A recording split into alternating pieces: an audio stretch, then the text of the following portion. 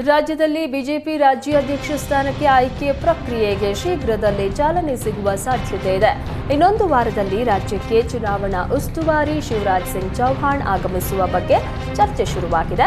ಇದೇ ತಿಂಗಳ 12 ಅಥವಾ 14ನೇ ತಾರೀಕಿನ ಬಳಿಕ ಶಿವರಾಜ್ ಸಿಂಗ್ ಚೌಹಾಣ್ ರಾಜ್ಯಕ್ಕೆ ಆಗಮಿಸುವ ಸಾಧ್ಯತೆ ಇದೆ ಎನ್ನಲಾಗಿದೆ.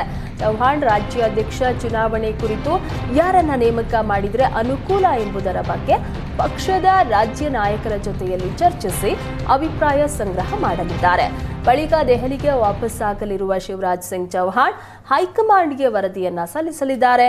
ವರದಿ ಆಧರಿಸಿ ಹೈಕಮಾಂಡ್ ಅಂತಿಮ ತೀರ್ಮಾನ ಮಾಡಲಿದೆ. ಇದುವರೆಗಿನ ಮಾಹಿತಿ ಪ್ರಕಾರ ಹಾಲಿ ರಾಜ್ಯಾಧ್ಯಕ್ಷ ಬಿವೈ ವಿಜಯೇಂದ್ರ ರಾಜ್ಯಾಧ್ಯಕ್ಷರಾಗಿ ಮುಂದುವರಿಯಲಿದ್ದಾರೆ ಎನ್ನಲಾಗಿದೆ.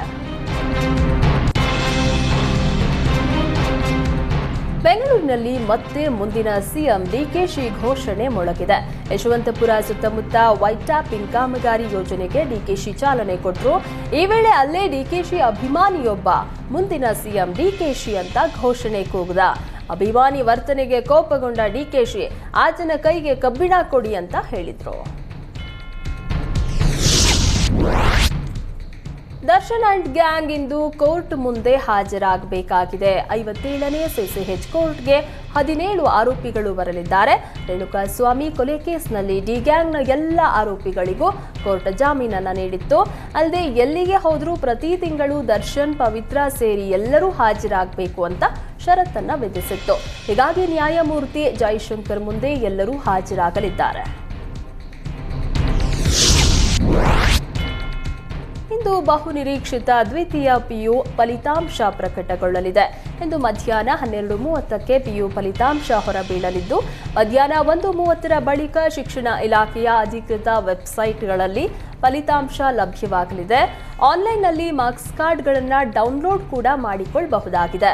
ಮಾರ್ಚ್ 1ರಿಂದ ಮಾರ್ಚ್ 20ರವರೆಗೂ ಪಿಯು ಪರೀಕ್ಷೆಗಳನ್ನು ನಡೆಸಲಾಗಿತ್ತು.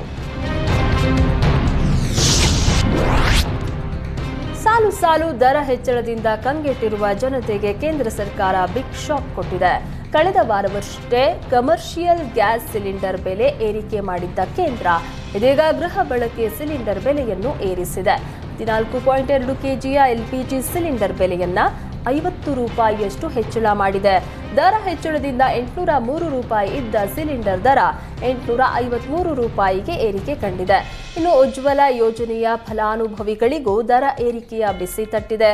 ಉಜ್ವಲ ಯೋಜನೆ ಅಡಿ 500 ರೂಪಾಯಿಗೆ ಸಿಗ್ತಾ ಇದ್ದ ಸಿಲಿಂಡರ್ ಇದೀಗ 550 ರೂಪಾಯಿಗೆ ಹೆಚ್ಚಳವಾಗಿದೆ. ಬಿಬಿಎಂಪಿ ಹಾಗೂ ಶಿಕ್ಷಕರ ಬಡಿದಾಟದಲ್ಲಿ ಶಾಲಾ ಮಕ್ಕಳು ಬಡವಾಗಿದ್ದಾರೆ. ಮಕ್ಕಳ ಪಾಲಿಗೆ ಫುಟ್ಪಾತ್ ಗುಂಡಿ ಯಮನಂತೆ ಕಾಡ್ತಾ ಇದೆ. ಮಲ್ಲೇಶ್ವರಂ ಕೇಂದ್ರೀಯ ಶಾಲೆ ಮುಂಭಾಗದಲ್ಲಿನ ಫುಟ್ಪಾತ್ ಇದ್ದು ದೊಡ್ಡ ಗುಂಡಿ ಬಿದ್ದರೂ ಬಿಬಿಎಂಪಿ ಬ್ಯಾರಿಕೇಡ್ ಅಳವಡಿಕೆ ಮಾಡಿಲ್ಲ. ಇನ್ನು ಶಾಲೆ ಬಿಟ್ಟಾಗ ಗುಂಡಿಯಲ್ಲಿ ಮಕ್ಕಳು ಬಿದ್ದು ಏಳ್ತಾ ಇದ್ದಾರೆ.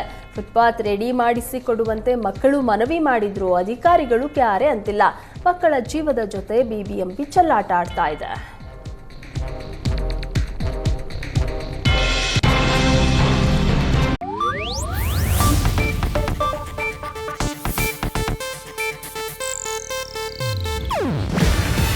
ಇದು ಏಷ್ಯಾನೆಟ್ ನ್ಯೂಸ್ ನೆಟ್ವರ್ಕ್ ಪ್ರಸ್ತುತಿ.